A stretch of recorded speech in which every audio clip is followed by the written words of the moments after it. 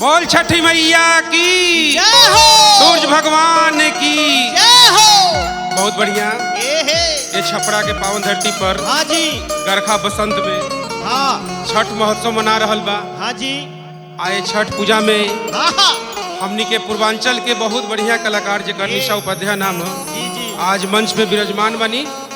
ई फटाफट viral Bhojpuri channel के माध्यम से हाँ जी, जमुना के मालिक बानी केसी चौधरी जी, सोनू सर जी, आ संयोजक बानी राघवेंद्र सर जी, हाँ हाँ आ तमाम कार्यकर्ता लोग उपस्थित बा। ये निशा जी बहुत बढ़िया आनंदमय माहौल बा। हाँ जी, आज ये छठ के उमंग में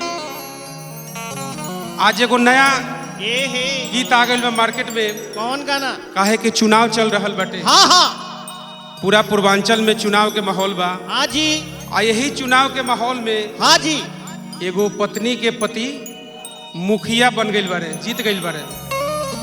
ये तो वही पत्नी कैसे खुशी से ये छठी माई के व्रत कर रहल बारी। हम चाहब कि निशा जी गाना के गाई ये और वह समय आनंद ली।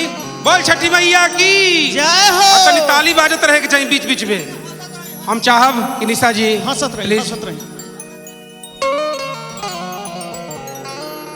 कहा है भौजी, काजी बड़ा पियर पियर साड़ी झमकावत तारू, बड़ा मटकत चलत तारू, का बात बा?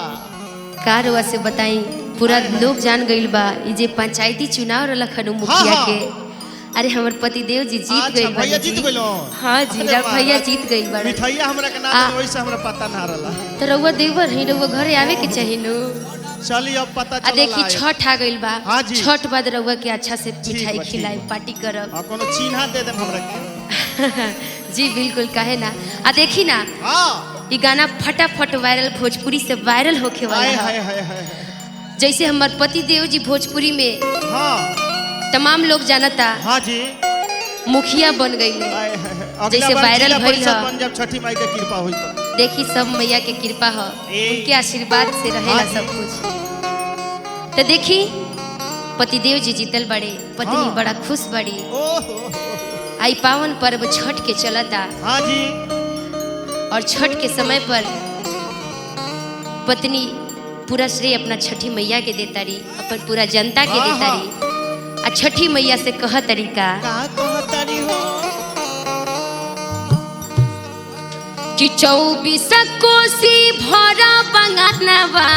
आए है बड़ा खुश बड़ी बा। ए रंजन बाबू, ए भौजी बड़ी खुश बड़ी। अब बताई, हाँ तो खुशी के बातों बा।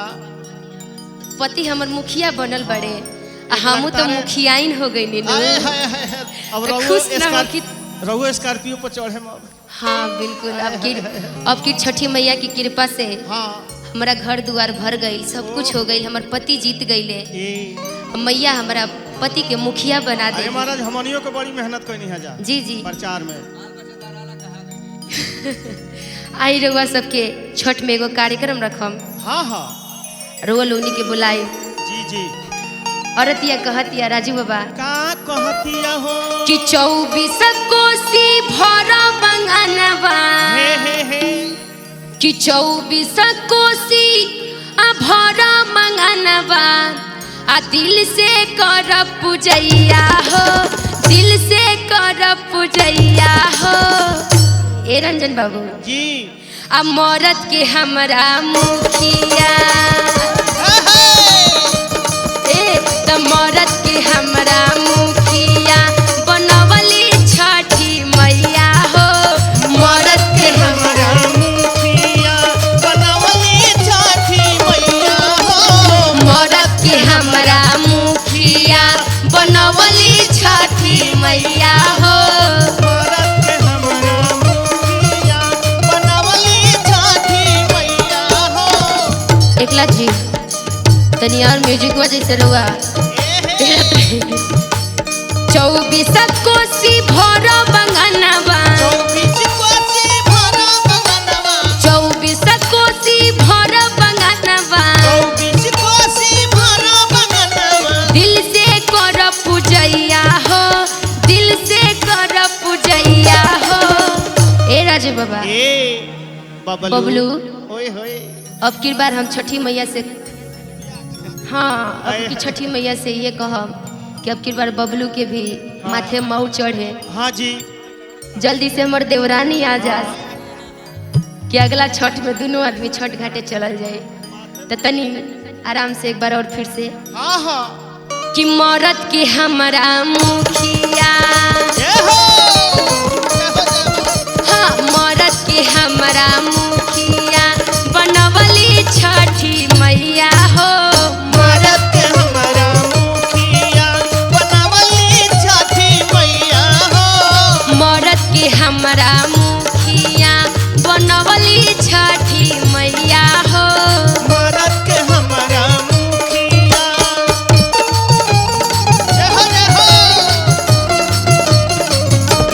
रघु लोग इतनी झूमत रही।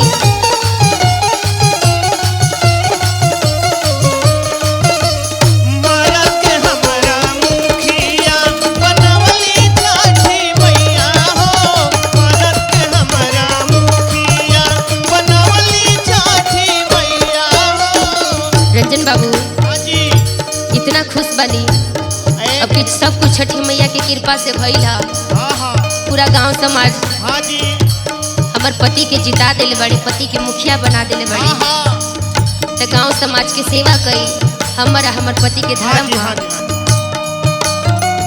घरे घरे बाट बुखिया फल फल हरिया। फल फल हरिया हो। फल फल हरिया। दुखिया गरीब के देहब नया नया सरिया। नया नया सरिया हो। नया नया सरिया। घरे घरे बाट बुखिया फल फल हरिया। घर घर बाट मुखिया फल फल हरिया। दुखिया गरीब के देहब नया नया सरिया। दुखिया गरीब के देहब नया नया सरिया। राजू बाबा छठी मैया की कृपा से हमारा आज इतना खुशी के मौका मिला था तो हम पीछे ना होई। पूजा में जेकरा घटी त देहब, पूजा में जेकरा घटी त देहब। पूजा में जेकरा घटी त देहब नगद नारायण रुपैया हो। नगद नारायण रुपैया हो। अब कोई के कमी बा हमरो एगो इंदिरावास दिवा दी। ए महेश जी, राघवेंद्र जी देखी ना इतना पावन समय है। हाँ जी। आ तो मरद के हमारा मुखिया, माँ तो मरद के हमारा मुखिया बनवली छठी मैया हो। मरद के हमारा मुखिया बनवली छठी मैया हो।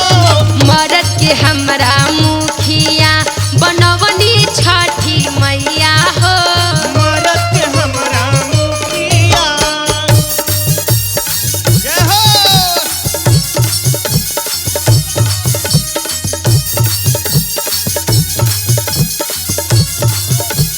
जय हो। मरद के हमारा मुखिया बनवली छठी मैया हो। मरद के हमारा मुखिया बनवली छठी मैया हो। देखिए आलम जी इतना अच्छा आर्गन बजावत नहीं। हाँ जी। हेने हमर बानी बैठ पर मदन जी और जगदीश जी भी आज मैया रानी की कृपा से, छठी मैया की कृपा से आहा। रंजन बाबू के बगल में बैठल बड़े। छठी मैया जी भैलू जे भी रहुआ मन्नत मांगे हाँ हाँ। छठी मैया सबके पूर्ण करेली, सबके झोली भरेली। कहे के बा राजू बाबा कैसे हो। साँझ भोरे अर्घ देहब सूरज गोसाई के। सूरज गोसाई के हो। सूरज गोसाई के। रात भर सेवा करब घर ही छठी माई के। घर ही छठी माई के हो। घर ही छठी माई के। साँझ भोरे अर्घ देहब सूरज गोसाई के। सूरज गोसाई के हो। सूरज गोसाई करब घर ही छठी माई के। घर ही छठी माई के हो, घर ही छठी माई के। और इतनी ना राजू बाबा महेश जी के भी बुलाई, साथे साथे निशा उपाध्याय जी के भी बुलावल जी, भजन गवावल जी मैया रानी के। कैसे गवाए जी?